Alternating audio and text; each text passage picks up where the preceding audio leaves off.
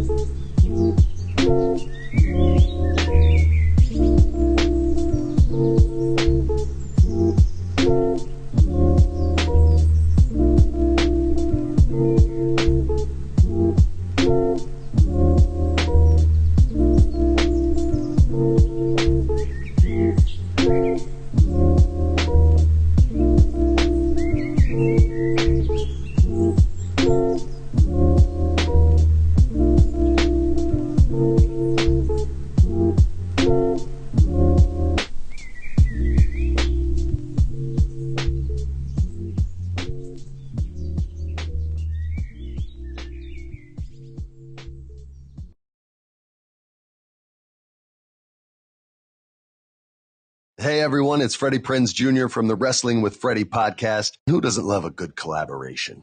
Like strawberries and chocolate, dinner and a movie, or a classic Irish whip to the clothesline combo. Whether it's in food, music, wrestling, or podcasting, collaborations are a must. So here's to Coca-Cola and gaming. Coca-Cola has a new limited edition flavor called Coca-Cola Bite with a taste inspired by pixels and will only be offered online in the U.S. on CokeStore.com. As you know, the online world is a place to virtually express yourself, spark some love, connect across cultures, or just hang with friends. And that's exactly what My Cultura Podcast Network strives to do.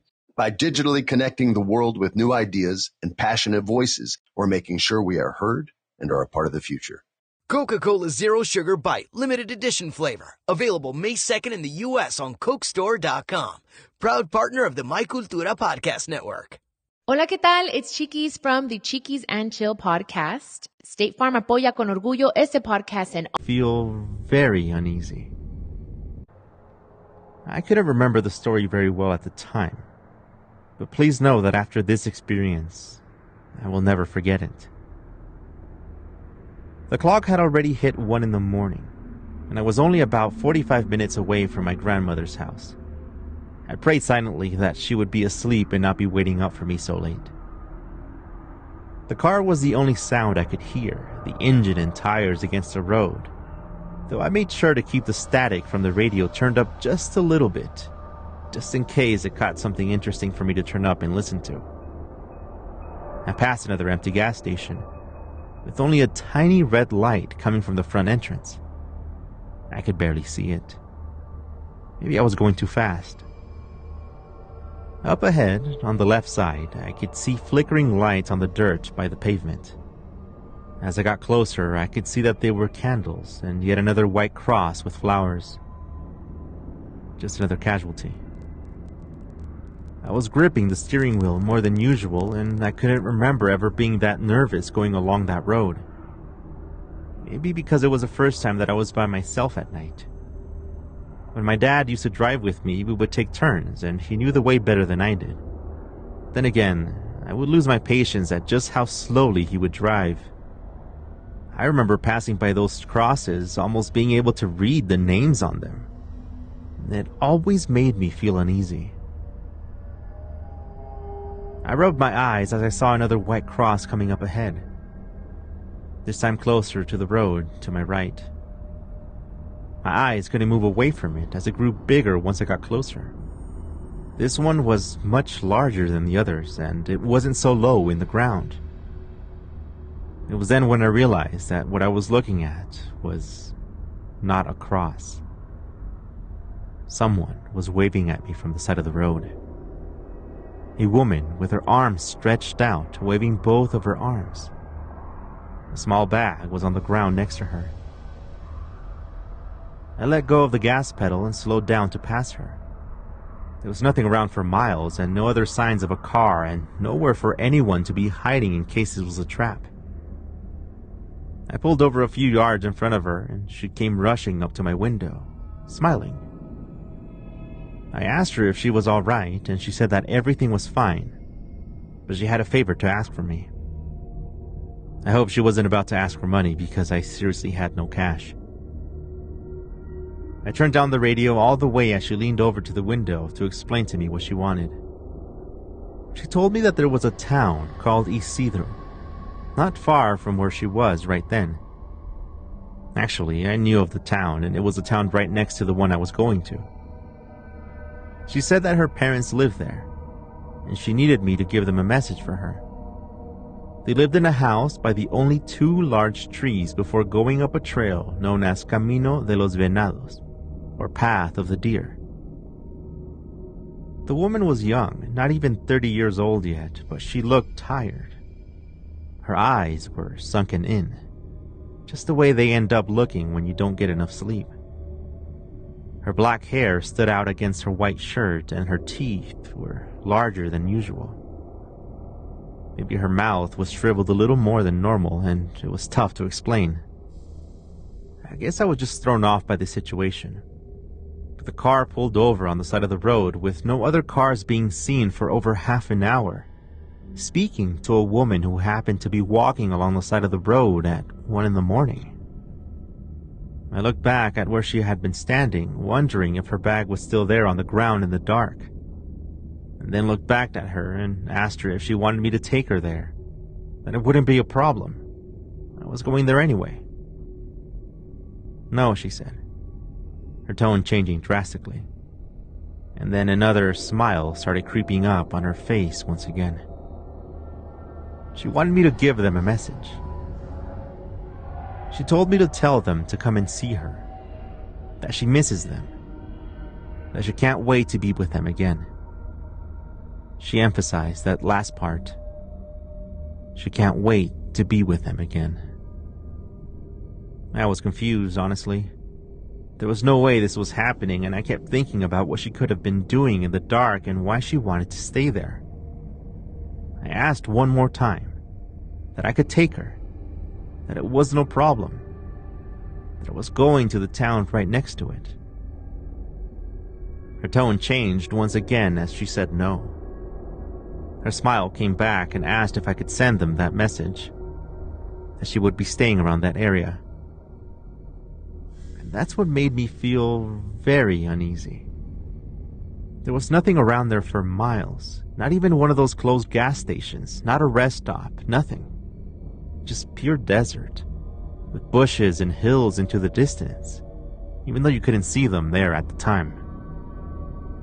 There was something strange about not wanting to leave a complete stranger on the side of the road in fear of what may happen to them, but also feeling the relief of knowing that the bizarre encounter itself was enough to make you want to leave her behind.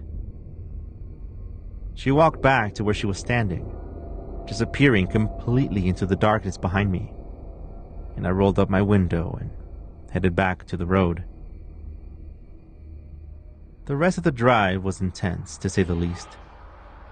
I kept hearing her voice, that whisper and echo that came out of her when she asked me to share that message with her parents.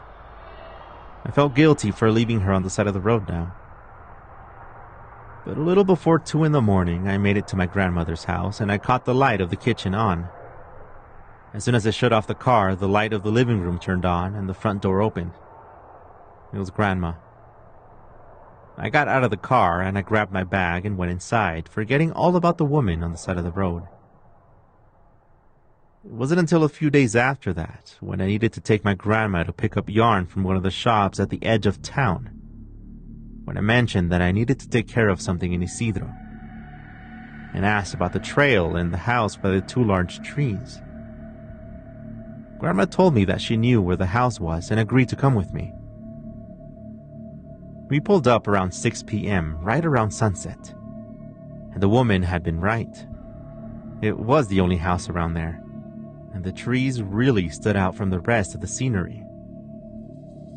As I was getting out of the car, the man who had been sitting in the front porch stood up and greeted us with a smile. When I stepped out of the car, the man asked how he could help us. And even through the fear of sounding strange to him, I told him exactly what the woman on the side of the road had asked me to tell them.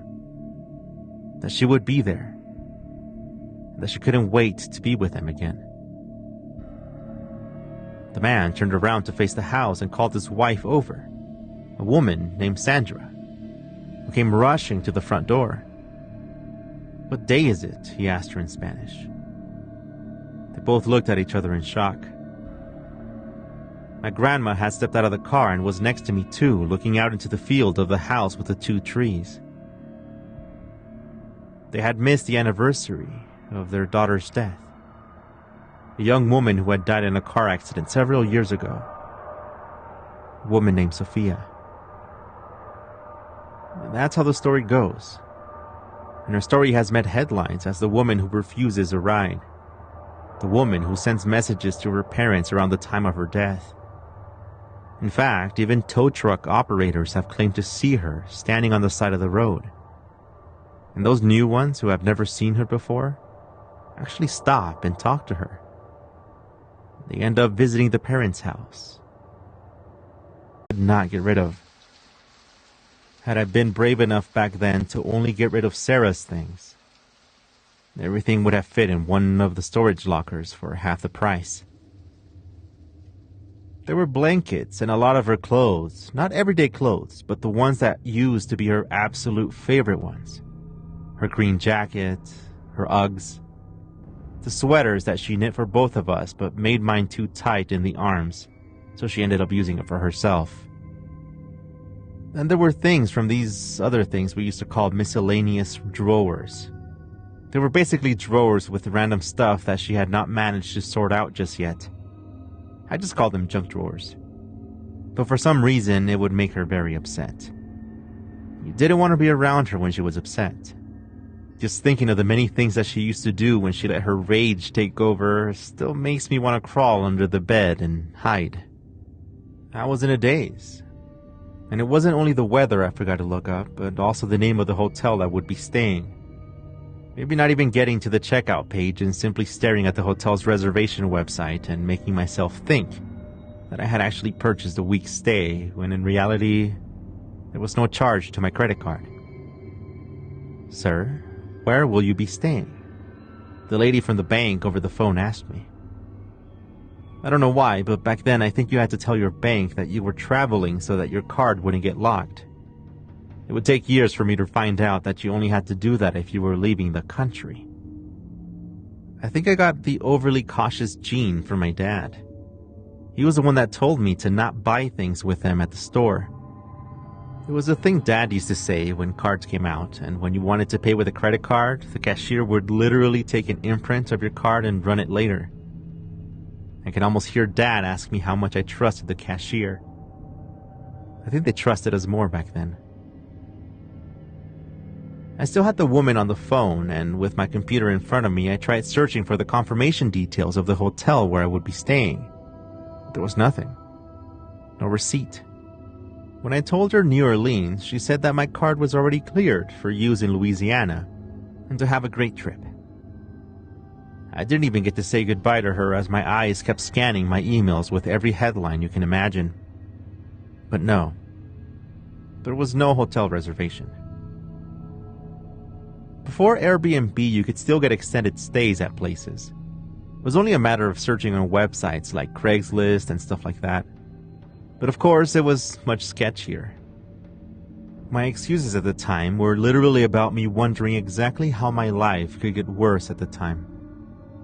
I was by myself now. Everyone, everything, everywhere just left me, or was in the process of doing so. The night before my flight, I sent an email reply to a listing on the website of this place located near the city center. Not the best part in town, but it was affordable. It looked safe inside the building from the pictures. If they didn't reply to me, then I guess I could just search for just about any hotel in the area. There were lots of them.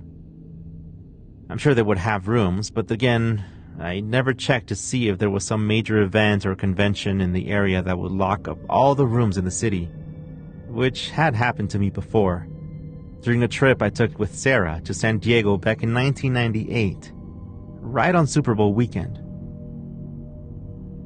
I shut down my computer the way a person says goodbye to an old friend, even though I was likely to come back to that same apartment. My lease wouldn't be up for another 2 months, but I had already committed to taking out my things and putting them in storage. It was a mess. I was a mess. I needed to get out of town. When I arrived, I went to one of the counters with computers at one of the lounges, back when American Airlines used to do that sort of thing. I logged into my email and saw the confirmation from the place I had asked about. It would cost $80 for a full week, and I was given an access code to get the key as soon as I submitted the payment, right there on the spot. Thank goodness for credit cards. The cab driver was okay, a bit rude with the way he spoke and the way he lit a cigarette with no way to open up the windows completely thanks to the rain. The way he asked me what I was there for, what I was thinking for visiting at the time, and if I knew anything. No, I didn't know anything. I didn't know why I was there or why the city stood out to me from the many ads on some website. I just needed to get out of town. I needed to smell different roads and hear different people walking down the street. I guess I sort of knew. Sarah and I always wanted to visit this place, Maybe catch a band performance or finally learn how to dance. I took my own suitcase out of the trunk while the driver left me mid-sentence as I was saying thank you to him. Maybe he wasn't happy with his tip. 0617 was the code on the lock. It opened up and I was able to grab the key. The keychain itself was a folded up piece of paper. 4th floor, room 3, and then a phone number at the bottom. I stepped into the hallway, damp wallpaper and carpet everywhere. A large security camera buzzed as it zoomed into my figure when I passed right under it. The key was walking around the street. I flicked on the light and saw a kitchen area, clean, modern at the time, and it smelled great. I took off my shoes and dreamt of Sarah. How I wished she was with me. It was the second day when I got an email from the owner of the apartment, which I still hadn't met in person, and who I thought I wouldn't actually get to meet, but eventually she showed up at my door. Her email said that she would be stopping by to leave an extra towel, because she had assumed that I would be there by myself without confirming. Sure enough, a few hours later, she knocked twice at my door, and that was it. I put on my shirt and walked over to the door that morning. When I opened it, there was a laundry basket with extra towels and a hairdryer. I looked around, but the hallway was empty. That was weird, I thought to myself. But the whole thing was weird. I would step outside into the city and become drenched with the rain. I'd rush to the cafes and stores, seeing some of the nicest people I had ever met. But everyone just seemed so tired. Maybe it was just me. I couldn't remember the last time I had felt so empty. But the dreams I had in that apartment were stranger than before. In one of them, Sarah would struggle to take off one of her boots and then kick it across the room, knocking over a bottle of soda. She would start laughing as I rushed over to it, worried that the bottle had broken and we would get ants all over the place. In another dream, she showed up with me, with her yellow suitcase next to mine, the one that she begged me that I carry for her up the stairs and that she would take my backpack. In the dream, we had arrived right at the same apartment, and I heard Sarah's complaints about the smell of the hallway. But then, I would sit back and bask in her joy of seeing just how nice the apartment was on the inside. When it was time to go, I received another email, that night before my flight. It was a simple thank you email, along with a note saying that she hopes that we enjoyed our stay. I clicked on the reply button on my phone, letting her know that it had only been me, but thanks anyway.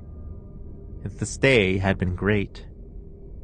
About 5 minutes later, I heard a knock on the door, asking for me by my first name, Henry. I walked over to it and finally met the owner, a short woman about 50 years old. She was asking me if I needed anything. I told her that I had just replied to her email, but that everything was fine, and I thanked her once again. She waited for me to say something as she softly said, "But your wife, the woman, she's here." That was impossible, but maybe I had talked to myself long enough for her to imagine that someone else had been there with me. I simply repeated it, that I had been there by myself. I could tell that she was uncomfortable, and that her demeanor had changed. It felt like I was about to receive one of those talks about not lying, like the kind that a parent gives to a child when they're being scolded. She simply faked a smile, and with that, she walked down the hallway and to the staircase. We were about to board the plane when I got the familiar ding on my phone. It had an image attachment, which I quickly downloaded. 3 images of the security camera on the hallway of that apartment, where I had stayed. The email had been sent from the owner of the apartment. In one of the images, I'm walking from the end of the hallway toward apartment number 3. In the second, I'm standing by the door. And the third. I'm walking into the apartment, still with my suitcase next to me. But in all three of those images, Sarah was next to me. In the third image, she looked at the camera. But I was there by myself. And Sarah had been dead for exactly 2 months.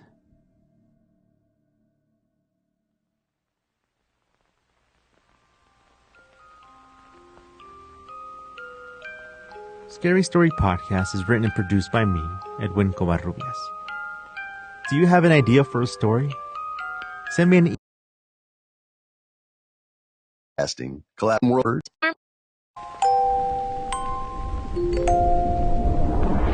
The Boy and the Birthday Cake. It was devastating to walk away from our house for the last time last October. It was where we raised our 4 children. There was no better time to sell, at least for us. The house had gotten too big after all of the additions and renovations we had made over the years. We live in Mexico, and if you think about how cheap the houses are now, think about how it was when we first bought it. I think we spent a little over $10,000 if you were to do the currency conversion. It was a tiny brick house back then, built on the side of one of the dirt hills that the town was known for. The red volcanic rocks smack in the middle of the Sonoran Desert. But like my husband and his brothers were, the ideas were flowing from the start. The property grew from a single floor to 2 and a terrace. And then we added a place to put chickens, and we even had a pig at one time. When the property next to ours went on sale, we thought about buying it. But we changed our minds at the last minute and let the opportunity pass. But soon it had become our own time to sell. Things were getting more difficult around the area, that's for sure. All of the neighbors that we knew had moved away, and we got a scare when one of the new people who moved into the street got their car broken into. And the same woman got her purse stolen on the way up to her house. That had never happened to me. Well, one of my sons, one of the twins, had gotten into plenty of fights, so a few times he was followed straight to the house and he made us lock the doors and windows. God knows what he had been involved with. I never asked him. But this new place was in a developing area, and at least we could avoid the muddy streets whenever it rained, which was not often, but when it did, it brought down a few trees and huge rocks would slide and slam against the wall we built around the house. The previous owners had warned us about the Rolling Stones, and we thought he was just trying to be cool by talking about a band who played songs in English. Everyone around the area warned us about it too, and it was thanks to them that we built a barrier to stop those stones from slamming against the backside of the house. The problems we would be facing in the new area was only that the neighbors across the street from us had a large lot that they used as a mechanics shop, and that drills and metal sounds would likely bother us during the day.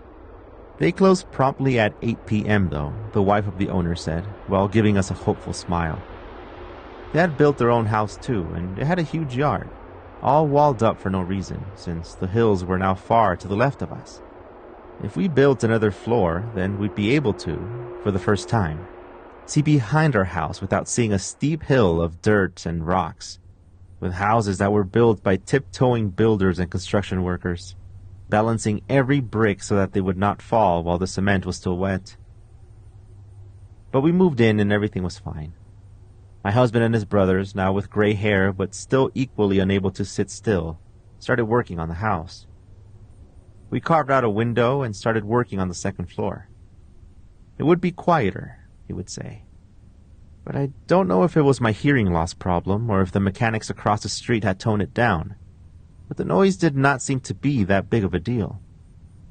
The problem was something else. Normally I stay away from ghost stories and other creepy things because I had been alone at that other house for most of the day, every day, and for most of my adult life.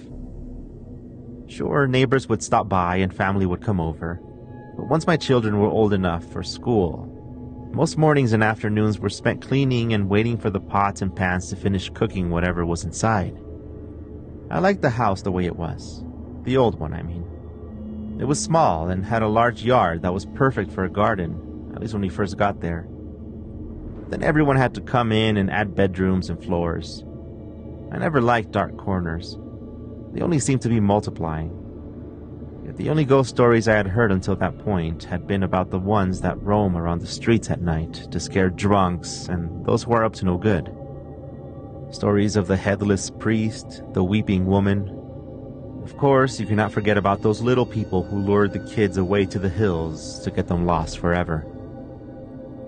And even though this house now had windows and hardly any dark corners, I always felt like I was not alone. Have you ever had that feeling? It doesn't happen everywhere. You can be alone in your room and feel perfectly fine. But then you go to the kitchen and feel the presence of someone standing there with you. Like when a dog sits by you waiting for food to hit the floor. Or the way a fly feels when you get close with the fly swatter and it freezes in place, figuring out where to go, knowing it's gonna die. It started with subtle things here and there, like the light switch from the bathroom. We had a cable put in with an actual switch dangling from behind the door. It was put as a temporary thing while the bathroom got redone, but it stayed there for a few months, with us getting used to stepping in there in the dark and fishing around for the cable. So whenever I knew I was going to get back up to use the bathroom, I would leave the light on and head over to our bed against the handle of the oven door, while keeping an eye on the boy from above the kitchen counter. That's when it became clear. The boy was holding something in his arms. A birthday cake with a handful of candles. His face completely expressionless. There was something in his eyes that told me that he was sad. The kind of sad that you never come back from. I can't remember what I asked him. Probably what he was doing there, or if he was lost. But he simply stared down at the cake for about 30 seconds. That's when he disappeared, right in front of my eyes. My husband confirmed the sightings of the boy with the birthday cake, and we later asked her previous family about it over the phone. With tears through her voice, she told us that she was looking at his picture right then and there, that he had been a good boy, and that she was thankful to have him, even for those 8 short years.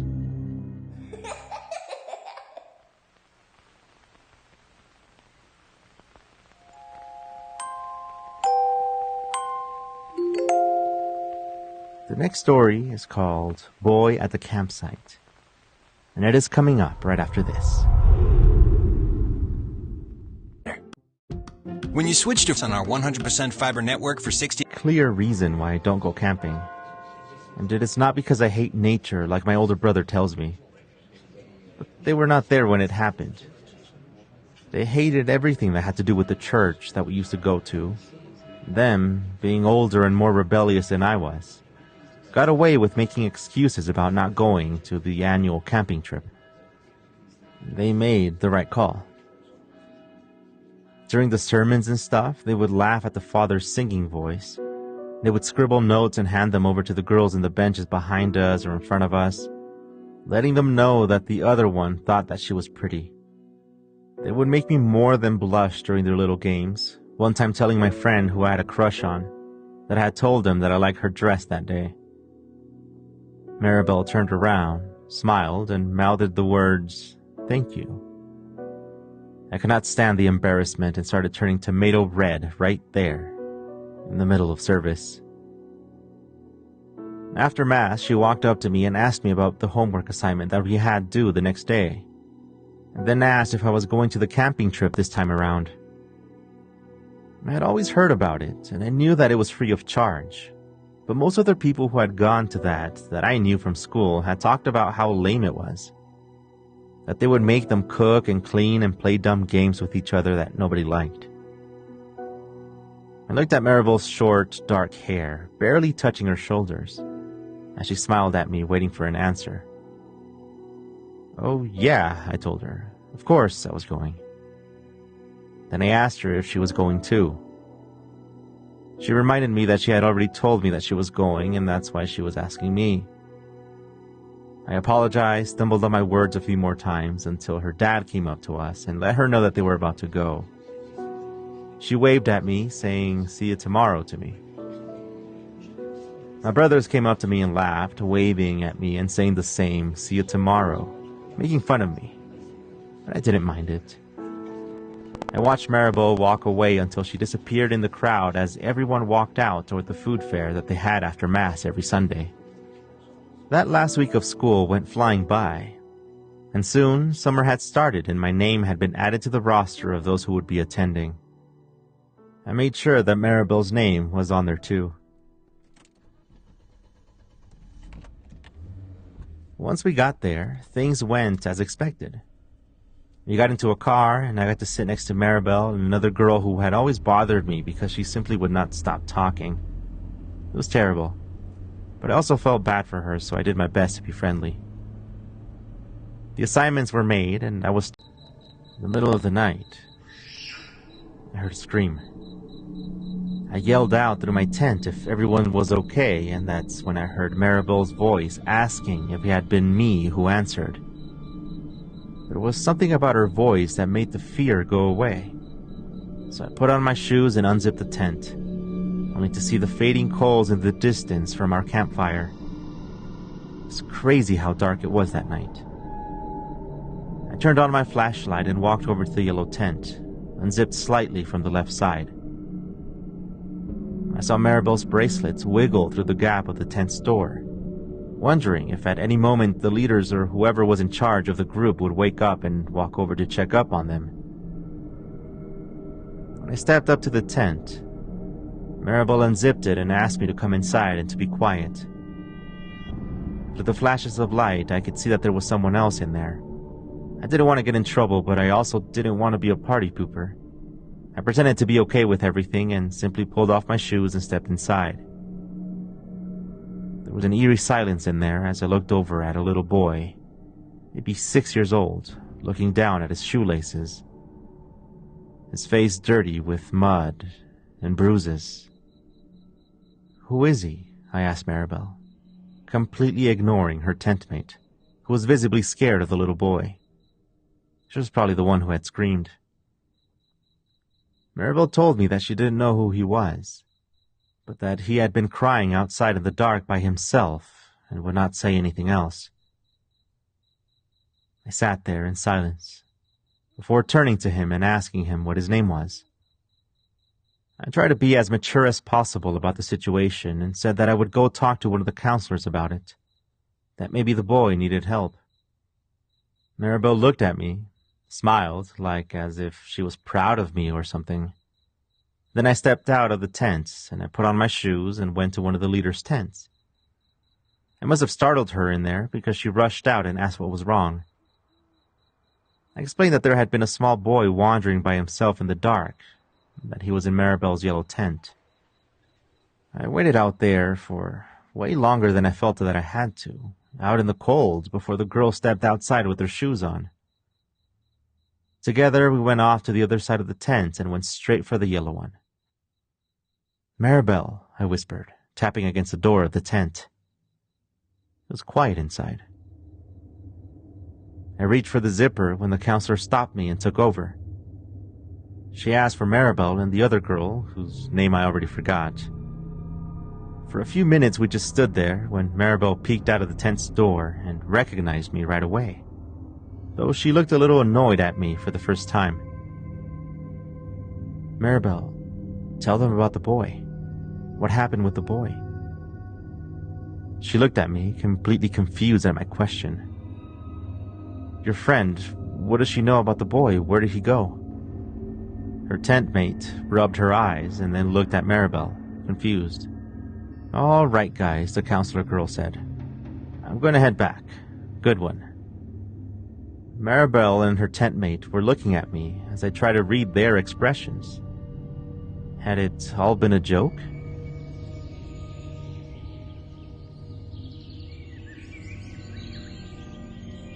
The next day, the rumors started going around, and I became the weird kid, in a way. I was sleeping in my own tent, and I had gotten scared and called out for one of the counselors in the middle of the night. That was the story, at least.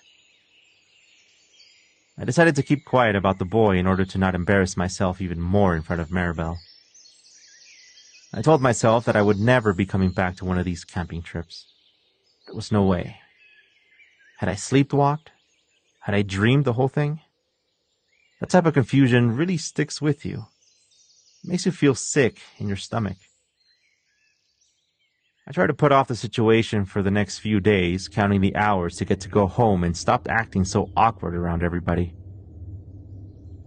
But it was until the following week when we were back at church that the man who did the announcements told us that they had gotten more information about the incident at the campsite, and that the topic would be discussed privately to the parents. At first, I thought it had been about me. I don't remember much about it now, and I've tried looking it up online, but I don't believe that many publications did a piece on what happened. A boy, a 5-year-old named Matthew, had gone missing around the time we had been there as a group. He was never found. Don't know what to make of this, even now. And Maribel swears that what I had described to her never happened. That she had gone to sleep and was only woken up by the counselor and I.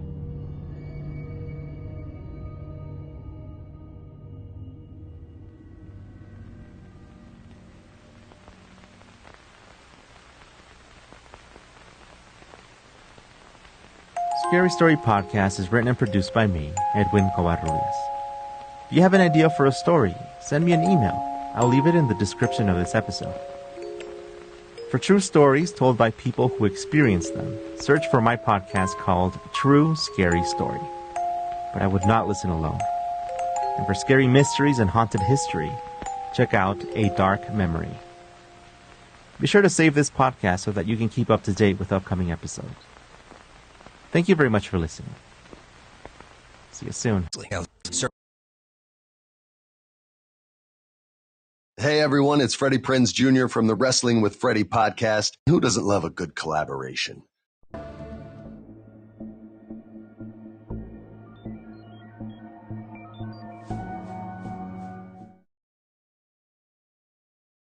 Hey, it's Dramos from the Life as a Gringo podcast. And listen, man, if you're like me, you are pretty particular about keeping a healthy body, particularly when it... Upgrade to 5G. To see my the first time years. In the innocence of a child's eyes. Purchased 5G network, free phone with eligible port, trade-in, ID verification, and qualifying plan, plus device tax, limited time in-store only. See store for details. Welcome to Scary Story Podcast. In the innocence of a child's eyes, everything looks like a game. And in our second story, nightmares seem to come to life. Are you ready?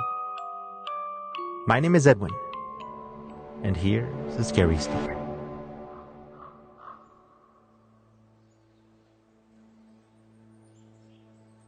There was a time when everything was good. Looking out the glassless window to see my house, my best friend with the popsicle about to fall off the stick, knowing that even if it did, he would pick it up and eat it anyway. The latter didn't work. And despite me bothering my dad maybe once a week about it, the ladder still remained with only loose nails and steps that would twist outward, like a cruel trap waiting to kill us on our way up the treehouse. There was little that would keep us out of there. I remember seeing the treehouse for the first time the same way I remember meeting Gimbo when he was just a puppy. Like a cold and helpless creature that needed a friend. I looked up at it from the back seat, where the guy with the suit who was showing us the houses around the area couldn't see me. I didn't know what was happening, but the thought of being able to play outside and not have to be scolded by the landlord for bouncing a ball by the stairwell was a promise that Mom made me. That was cool and everything. But what really made me look forward to it was that house on the tree. I turned to look at Mom when the man with the suit told my dad that the tree house could easily be taken out to plant a new tree, and my dad agreed. Mom simply smiled at me and shook her head, letting me know that it would be okay. I don't think they ever argued about it, but Dad would mention that the tree was dead, and I I didn't know that trees could die. The treehouse had a view of other trees from the edge of the forest behind our house. A place that I wasn't allowed to visit past the signs about fire safety put in place by the county. I knew of them, and when we first moved in, Dad and I used to explore around there, searching for man-made stuff. I must have been around 7 or 8 when Dad explained to me the difference between natural and man-made things. I thought that was everything that existed. And in a way, I sort of grew up thinking that it was true, despite everything I saw in those woods growing up. It was a group of sticks, lined up in the shape of a star, the one with 5 points, tied with some type of yarn or roots, tightly around the intersections. Dad struggled with this one. Normally, he would look at what I was holding, whether it be a cap from a soda bottle or a nest that had fallen from a tree, and call it out. Man-made. Natural. Man-made. But this time, he looked at it and grabbed my wrist and shook it until the star fell off my hand. Man-made, he said, lost in thoughts. Then he kept walking. He was distracted the whole time after that. I don't remember when we stopped walking in the woods in the mornings exactly. But I have some distant memories that remind me that things weren't normal in that place where we used to live. When I was old enough to ignore the ghosts that I had seen from the window of that treehouse, blaming the fog or learning more about animals enough to discard the screams that I'd hear from those trees late at night, part of me questioned that maybe certain things aren't only made by man or made by nature. Some things are from other worlds. Now, I know I sound strange and maybe a bit crazy, but even you can walk around hearing a voice demanding that you leave a room, or have a thing try to wake you up by tugging at your blanket, and you'll just ignore it. You'll think that it was some part of a dream, or your mind making things up.